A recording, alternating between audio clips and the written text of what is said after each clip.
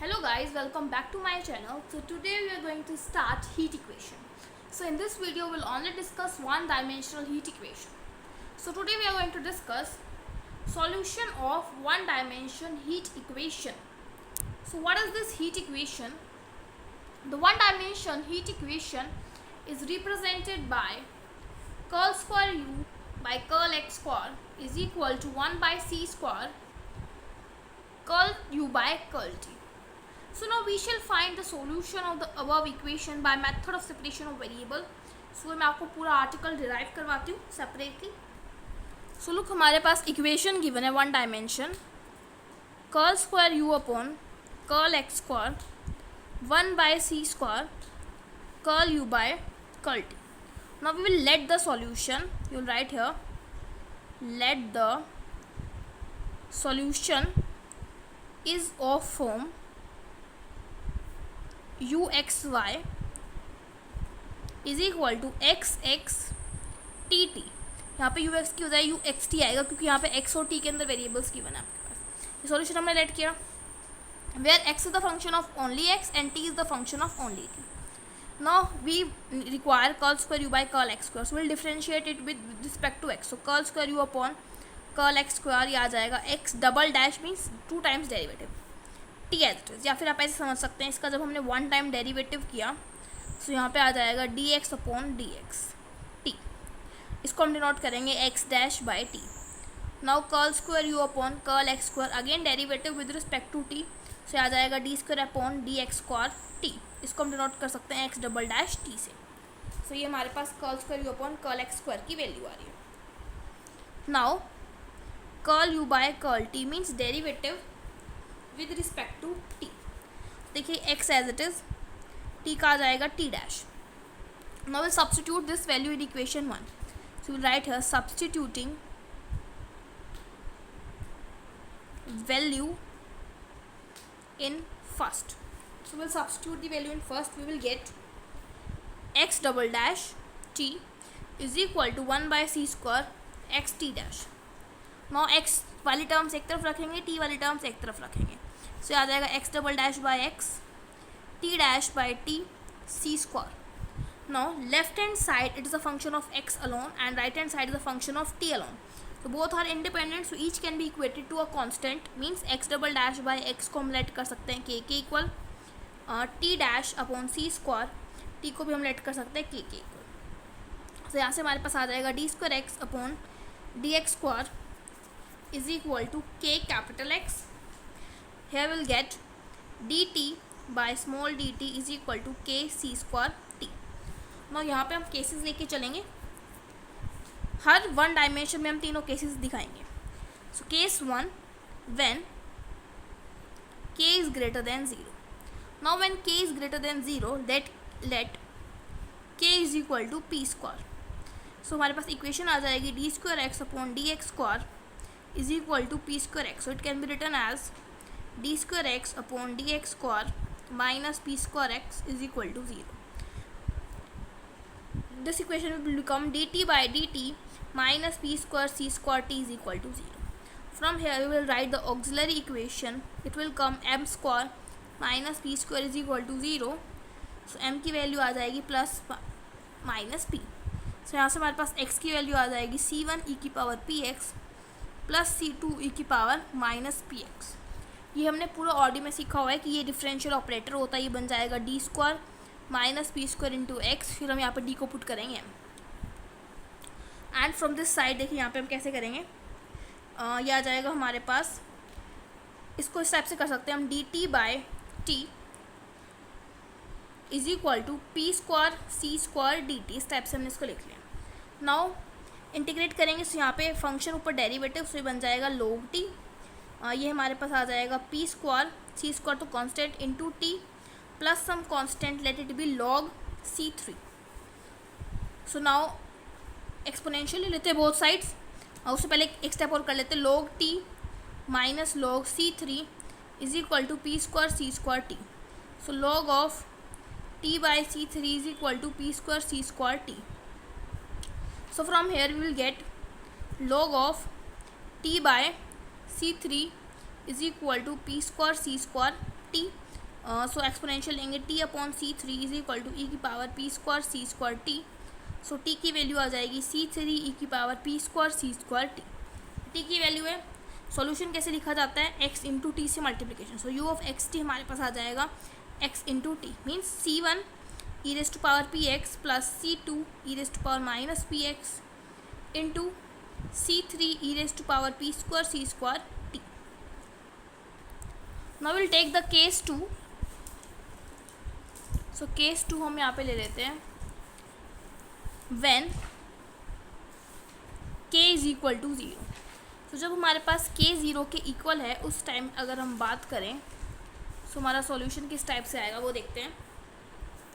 सो हमारे पास इक्वेशन बन जाएगी d square x upon d x square is equal to zero.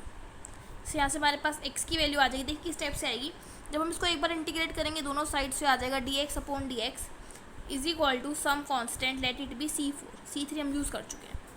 ठीक है, अब दोबारा इंटीग्रेट करेंगे सो याद आएगा x is equal to integration perform होगा तो यहाँ पे आ जाएगा c four d x plus some constant c five, क्योंकि हर टाइम इंटीग्रेशन करने पे कॉन्स्टेंट आता है.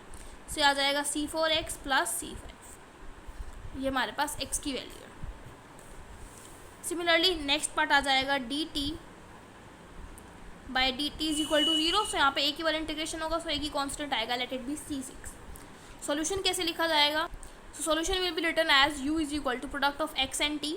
सो it will come c four x plus c five into c six. Now case number third when k is less than 0. So let k is minus p square. So equation will come d square x upon dx square plus p square x is equal to 0 and dt by dt plus p square c square t is equal to 0. So यहाँ से हमारे पास आ जाएगी equation. अगर हम यहाँ पे इसको ऑक्सिलरी इक्वेशन लिखें so m square plus p square is equal to 0. so यहाँ से m की वैल्यू आ जाएगी प्लस माइनस पी आइटा. सो यहाँ से हमारे पास x की वैल्यू आ जाएगी सी वन सी सिक्स हो चुका है c seven cos p x plus c eight sine p x. और राइट हैंड साइड की अगर हम बात करें तो यहाँ पे हम अगेन सेम प्रोसीजर करेंगे. D T by T is equal to p square c square d t. Integrate करते हैं उससे आ जाएगा लॉग टी. वैसे आपके बुक में डायरेक्ट लिखा हो इसका सोल्यूशन लेकिन मैं आपको सॉल्व करके दिखा देती हूँ. P square c square t plus log of c9. So again log t by c9 is equal to p square c square t. So exponential लेते हैं. सो आ जाएगा t upon c9 is equal to e की power p square c square t. So t की value आ जाएगी c9 ई की power. देखिए ये राइट हैंड ये हमारे पास प्लस में तो जाके माइनस हो जाएगा. यहाँ माइनस हो रहेगा सो ई की पावर माइनस आएगा minus p square c square t. So हमारे पास t की वैल्यू सॉल्यूशन क्या होगा u is equal to x into t.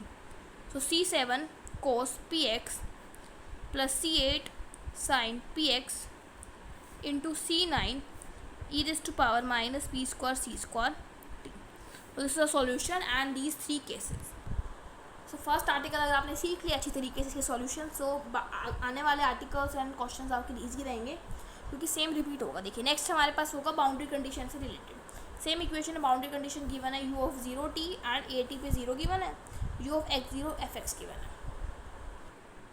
सो यहाँ पे हमारे पास सेम स्टेप्स रहेंगे. पहले हम लेट करेंगे सॉल्यूशन, डिफरेंशिएट करके पुट करेंगे, फिर थ्री केसेस बनाएंगे. फर्स्ट केस हमने ले लिया when k greater than 0. Now when k is greater than 0 हमारे पास ये सॉल्यूशन आया था. अब इस सॉल्यूशन में हम बाउंड्री कंडीशन पुट करेंगे. फर्स्ट बाउंड्री कंडीशन क्या है, when x is 0 u of x t is 0. So put करते हैं at x is equal to 0 will get c1 plus c2 c3 e raised to power c square p square t. Now c3 cannot be 0 because it will lead to a trivial solution. Now from here we get c2 plus c1 is equal to 0. So c2 is equal to negative of c1. So after that हमारे पास जो equation है वो जो transform होगी हम बाद में देखेंगे. फर्स्ट हम पुट करते हैं x is equal to a. Second boundary condition. So it will come c1 e raised to power pa plus c2 e raised to power minus pa. c3 e raised to power c square p square t. Now this is given to you 0. So from here we will again get c1. This cannot be 0 because it will lead to a trivial solution and this part is 0. So c1 will take out constant. This is 0. and we know that from this equation C2 is equal to minus C1, so C1 will be constant. So otherwise first part this is 0 or this part is 0. So suppose C1 is 0. If C1 is 0, C2 is equal to C1, so C2 will be also 0, so it will get a trivial solution, so we cannot take this. So let this part be 0. If this part is 0, from here we can write e raised to power 2pa is equal to 1. कैसे लिखा हमने इस part को right hand side में ले गए, that is e raised to power pa is equal to e raised to power minus pa. इसको divide में लिखा सो ये आ जाएगा. From here 2ap is 0 means p is equal to 0.